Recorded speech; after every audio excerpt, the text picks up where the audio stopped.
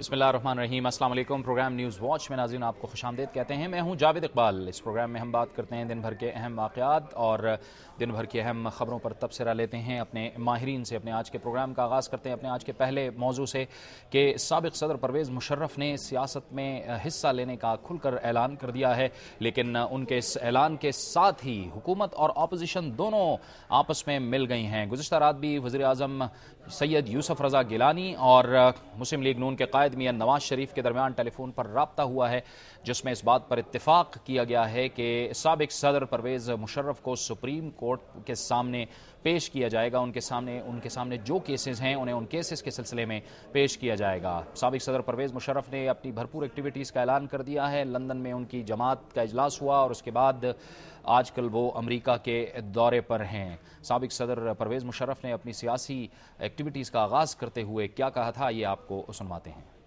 किया है कि मैं पाकिस्तान के पॉलिटिक्स में हिस्सा लूंगा और अगली इलेक्शंस में मैं सामने आऊंगा, चाहे वो इलेक्शन मिड टर्म इलेक्शंस हो या एंड टर्म इलेक्शंस हो, मैं उसमें पार्टिसिपेट करूंगा। उनके इस ऐलान के साथ ही अब हुकूमत और अपोजिशन भी तैयार हो गई है कि हर सूरत में उनका रास्ता रोका जाए।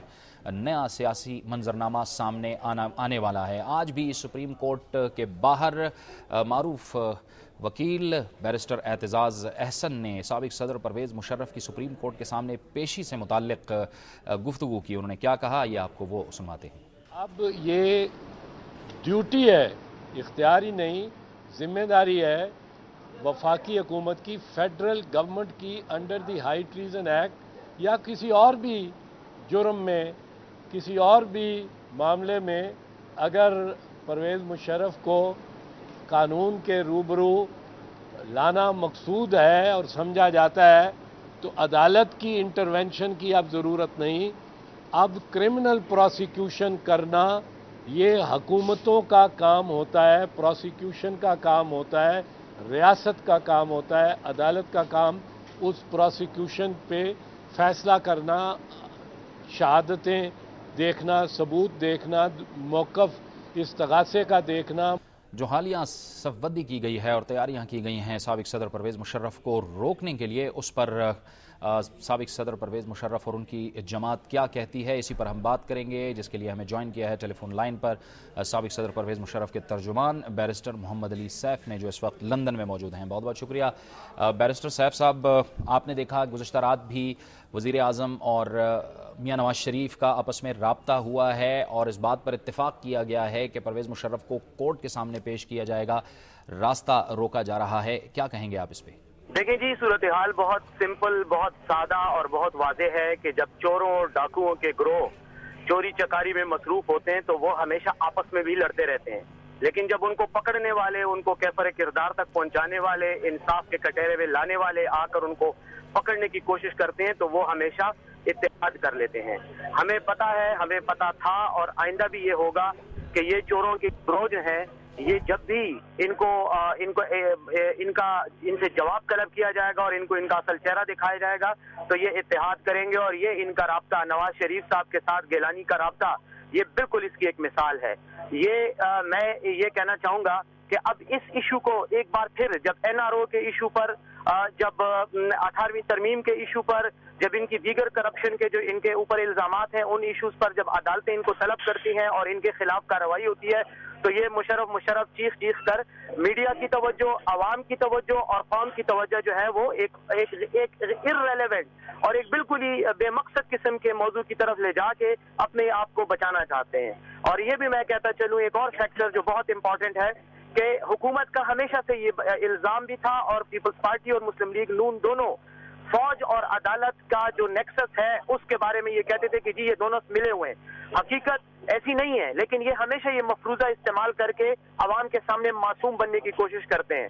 और ये भी आज जब परवेज़ मुशर्रफ की ये बात कर रहे हैं तो ये यकीनन उस हवाले से इस इल्जाम को भी अपने से हटाना चाहते हैं, तवज्जो भी दूसरी तरफ, और एक तरह से फौज को भी वार्निंग दे रहे हैं कि जी हम आपके साबिक सरबराह को लाके कटहरे में खड़ा करेंगे, ये करेंगे, वो करेंगे।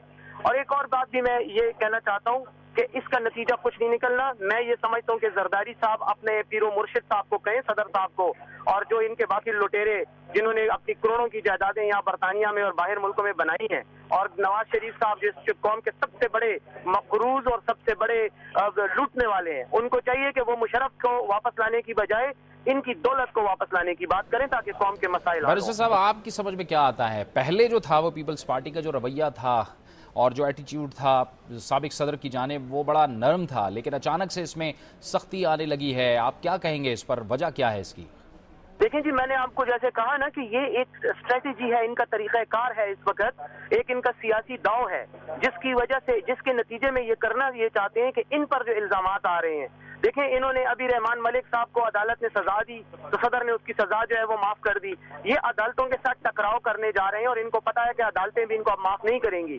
اب اس حوالے سے اور اس کے علاوہ عوام میں جو ان کی نااہلی اور غلط کارکردگی اور ایک نیگیٹیوٹی جو ایک پیدا ہو رہی ہے, ایک منفی رد عمل جو پیدا ہو رہا ہے, اس سے توجہ ڈائیورٹ کرنے کے لیے ان کو ایک مشرف ہی نظر آتا ہے اور مشرف پر الزام لگا کر اپنے آپ کو صاف کرنا چاہتے ہیں. لیکن ہمیشہ آپ اگر پچھلے 2 سال سے ان کی اسٹریٹجی دیکھیں, جب بھی کسی ایشو پہ یہ کارنر ہوئے ہیں, کیری لوگر بل سے لے کر اس کے علاوہ باقی جتنے بھی مسائل ہیں, ہمیشہ جب بھی کوئی ایشو آتا ہے تو یہ پرویز مشرف چیخنا شروع کر دیتے ہیں اور کوشش کرتے ہیں کہ میڈیا کی توجہ اور عوام کی توجہ اس کی طرف مبذول ہو جائے اور ان کے کالے کرتوتوں کے توجہ ہٹ جائے.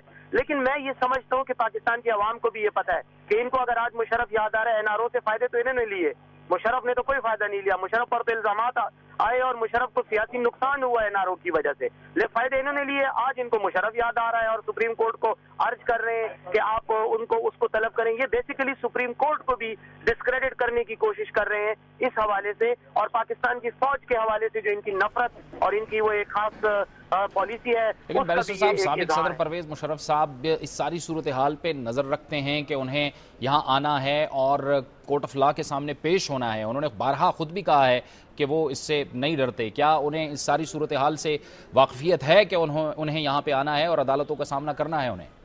یقیناً سابق صدر پرویز مشرف صاحب کا پوری صورتحال پہ یقیناً نظر بھی ہے.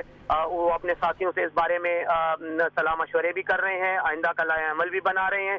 لیکن ایک بات آپ کو بتاؤں, یہ جو اس طرح کی ان کی حرکتیں ہیں کہ جی مشرف کو کٹہرے میں لاؤ, مشرف کے خلاف یہ کر دو وہ کر دو, ایٹ لیسٹ یہ کوئی اتنی اہم بات ہمارے نقطہ نظر سے نہیں ہے جس پہ ہم اپنا وقت ضائع کریں.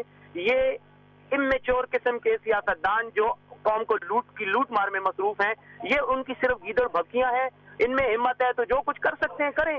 یہ انہوں نے جو کچھ کرنا تھا انہوں نے کیا, قوم کی نہ پرواہ کی, نہ ہماری پرواہ کی, نہ کسی اور کی پرواہ کی, کر رہے ہیں, لوٹ مار میں مصروف ہیں. یہ اس وقت صرف اتنی توجہ چاہتے ہیں کہ ایک چور کو جتنی توجہ درکار ہوتی ہے اتنی توجہ ہم ان کی طرف مبذول کر رہے ہیں, اس سے زیادہ نہیں. ہم اپنے کام میں لگے ہوئے ہیں, اپنے سیاسی جو اسٹرینتھ ہے اس کو بڑھا رہے ہیں, لوگوں سے رابطے کر رہے ہیں.